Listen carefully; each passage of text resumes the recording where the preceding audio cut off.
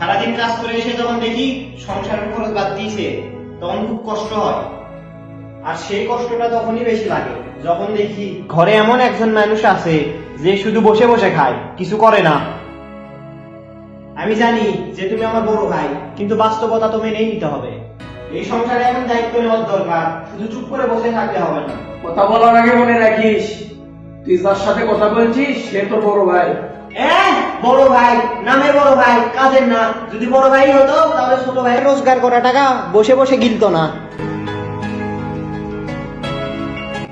তুই চুপ কর। হ্যাঁ, আমি তো চুপ করবো।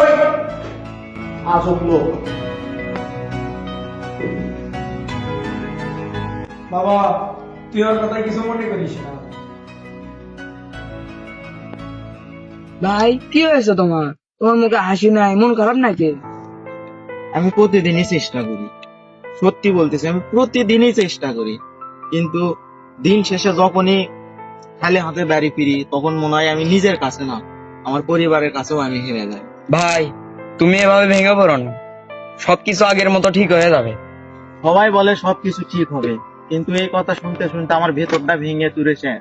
আমি চাই বাবার মুখে হাসি ফোটাতে, আমিও চাই দায়িত্ব নিতে, কিন্তু আমি পারি না। এই না পারাটাই আমার ভিতরটা ভেঙে চুরে শেষ করে দিচ্ছে।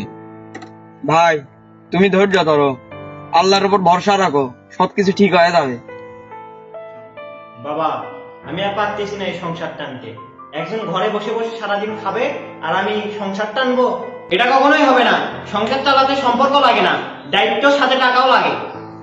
তুই যা বলছিস ভুল বলিসনি, কিন্তু একটা কথা বল, আমি কি ইচ্ছা করে এমনটা করি? আমি কি চেষ্টা করি না? কিসের চেষ্টা করো তুমি? রাস্তাঘাটে বন্ধু বান্ধবদের সাথে আড্ডা দেওয়ার নামই কি চেষ্টা? তুমি চুপ করো।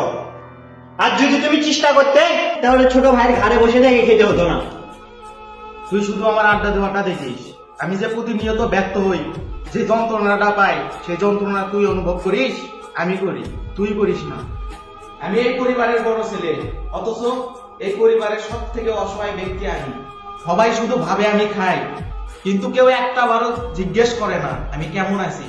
আমি যে খাই প্রতিটা লোকমার সাথে আমি আমার লজ্জা, আমার অসহায়তা আমি সব গিলে গিলে খাই। মাঝে মাঝে মনে হয় আমি না থাকলে হয়তো বা তোমাদের সবার ভালো হতো। থাকতে গিয়ে বলছে তোমায় যেতে পারো না আমাদের ছেড়ে, আর কতদিন আমাদের ঘাড়ে বসে বসে খাবা? হ্যাঁ, তুই চুপ কর। তুমি চুপ করো।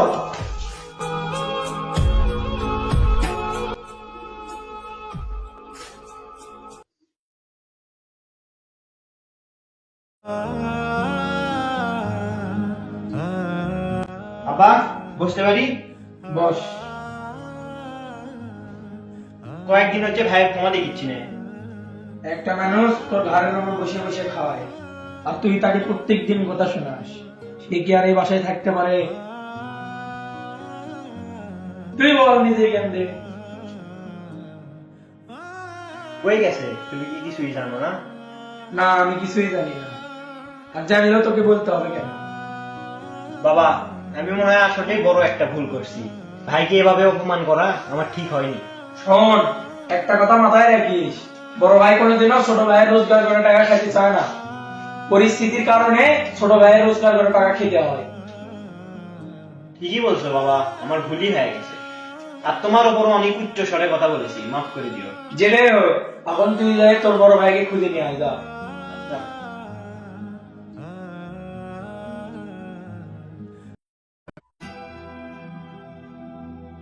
আমার ভাইক দেখছিলে? তোমাকে সাথেই তো আড্ডা দেয়। হ্যাঁ দেখছিলামই তো, তোমার ভাই তোমার উপরে অভিমান করে বাসা থেকে চলে গেছে। আর একটা মানুষ তো বেকার থাকতেই পারে, তাই বলে কি তুমি এইভাবে কথা শোনাবা? আমার ভুলই হয়ে গেছে ভাই। কোথায় পাবো তুমি কি জানো? না আমরা জানি না, শুধু আমাদের বলে গেল আমি বাসা থেকে চলে যাচ্ছি। আচ্ছা ভাই, ঠিক আছে, যদি ভাইয়ের খোঁজ জানো তাহলে আমাকে জানাই।